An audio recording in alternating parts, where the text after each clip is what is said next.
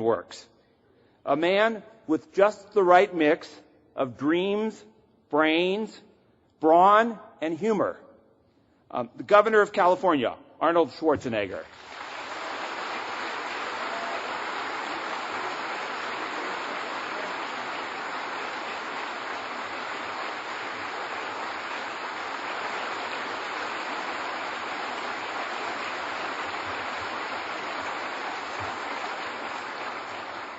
Thank you very much. Thank you, Jay, for the wonderful introduction.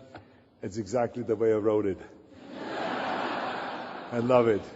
I'm sorry that I didn't bring my wife here with me. Normally she comes to some events like this, but I'm actually glad that she's not here because the other day I did a speech for a large crowd like this, and she came to me afterwards and she says, "Arnold, you're becoming more and more Kennedy-esque."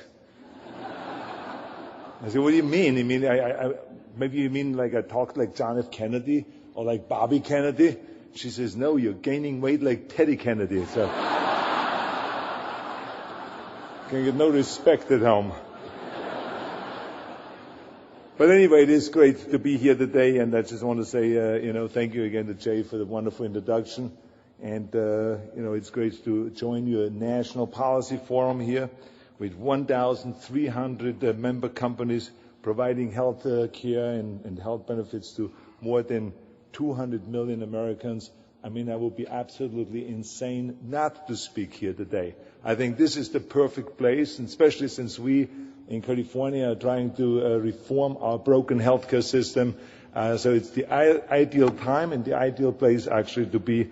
And so I want to thank you all very much for your invitation. Now, as you know, healthcare reform is a very complex issue.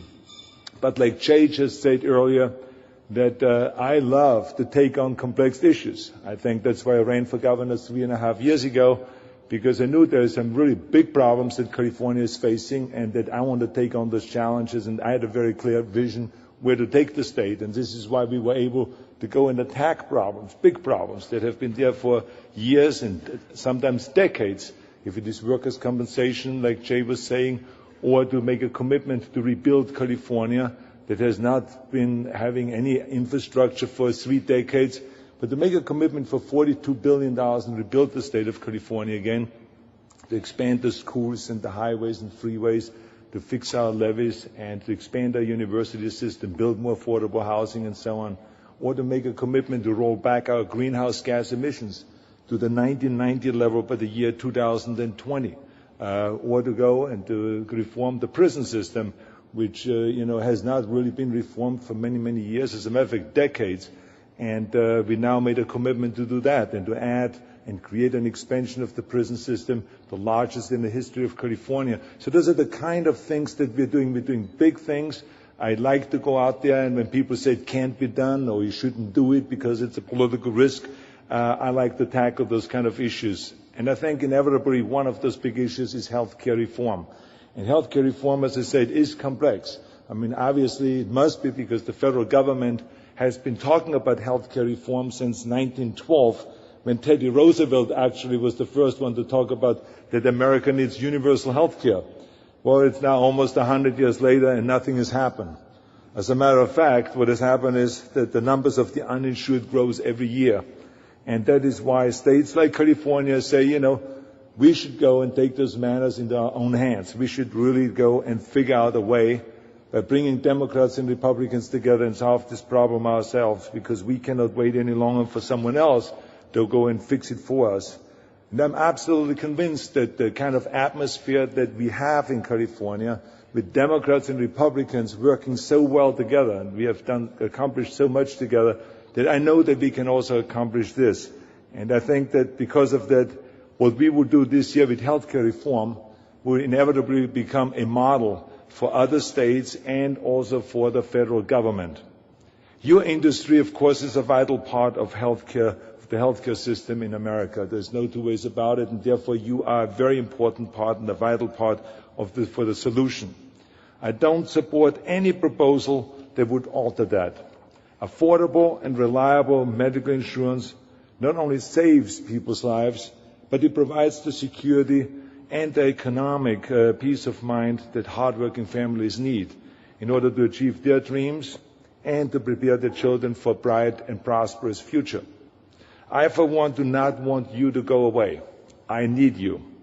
I believe that the people who say that government-run single-payer systems are the way to go are absolutely wrong. The private sector, not government, should run healthcare.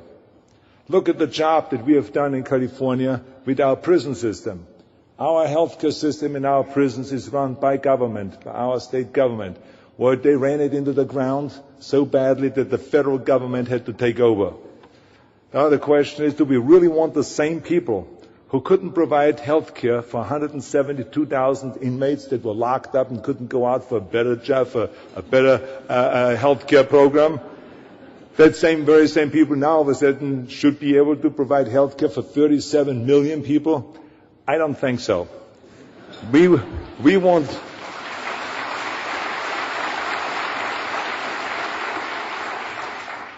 want government to partner with the private sector and to fix the inequities in the market so that everyone is covered and has access to medical care that they need.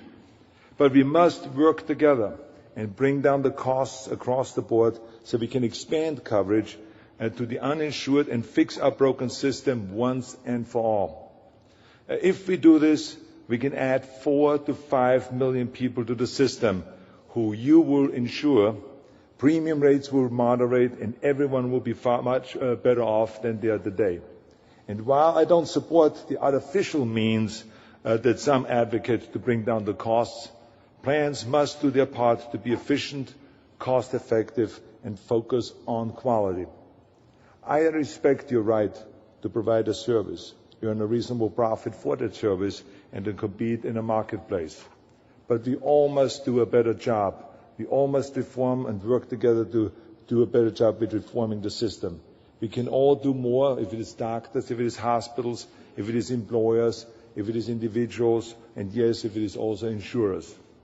It is unacceptable that a state like California, which is the 6th largest economy in the world, and which is so prosperous and such a strong state, has 6.5 million people that are uninsured. Across the nation, we have more than 46 million people that don't have coverage.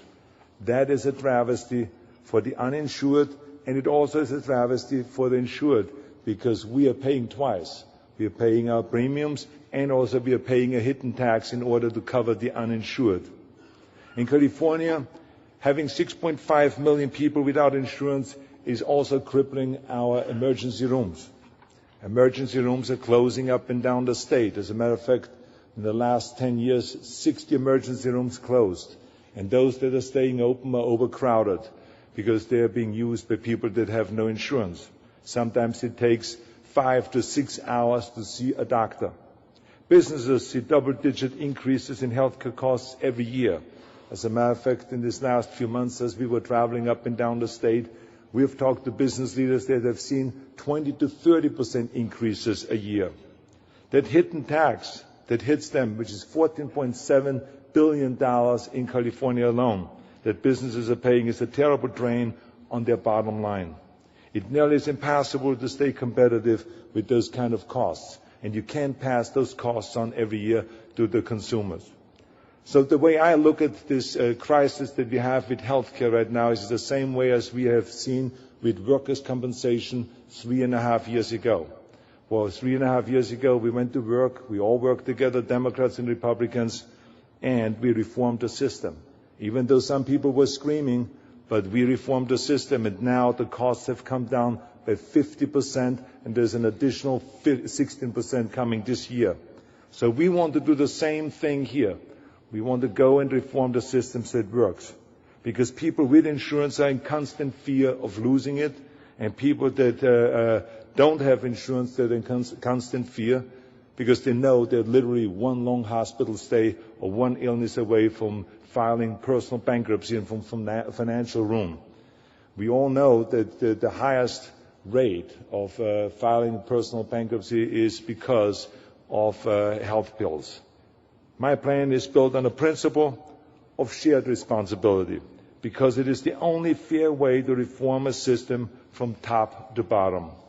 We all share the responsibility and we all will benefit. we would require everyone to have insurance, because mandatory insurance is absolutely important. It is the only responsible and the fair thing to do. And it would dramatically reduce the hidden tax that we all pay. Insurance companies will benefit because millions more people will need insurance. But you will have the responsibility too. We want you to offer more product that emphasizes personal wellness and preventive services. We want everyone to have access to coverage. No one should be turned away because of age or because of some medical history. And if people cannot afford their insurance, of course, government should be taking care of them and help them to get insurance. But if they can afford it, then you should sell it to them. Now, I know that the guaranteed issues is something that everyone likes, but we have to make sure that people can find insurance. We have been working very closely, as a matter of fact, with the industry on this. And I am very thrilled to report that 6 of the biggest insurance companies in California, Aetna, Blue Shield, Cigna, HealthNet, Kaiser, Pacific Care, and so on, are all on board with the notion of guaranteed issue if combined with the individual mandate. So I want to thank them and applaud them for already stepping forward and assuming their part of the responsibility to help fix our broken healthcare system. It is also important that at least 85% of all premium revenues go directly into patients' care. While some of you are not there yet, I know that, but we must reduce the administrative expenses and overhead if we are going to achieve universal health care. If you want your industry to continue to thrive, you have to make sure that you provide a good product at an affordable price. Now, my plan also reforms some of the state's regulations that now stand in the way of your industry being able to offer lower-cost products to employers and to individuals. For healthcare reform to succeed, we need to work together to cut the costs for everyone. But if we keep our eye on the big picture and doing what is best for the public and doing what's best for the state and for the country, I think that we can accomplish something truly remarkable in the next few months. That the next few months after our budget is resolved in our state, we will go full speed ahead with the negotiations of healthcare. So the next few months will be absolutely critical, and we need your support. We can give California the kind of healthcare that they need and that they deserve. We can fix our broken healthcare system and show Washington and show to other states in this country that we can solve big problems and make a positive difference in people's lives. But for all of this to work, I need your help. Thank you very much. Thank you. Thank you.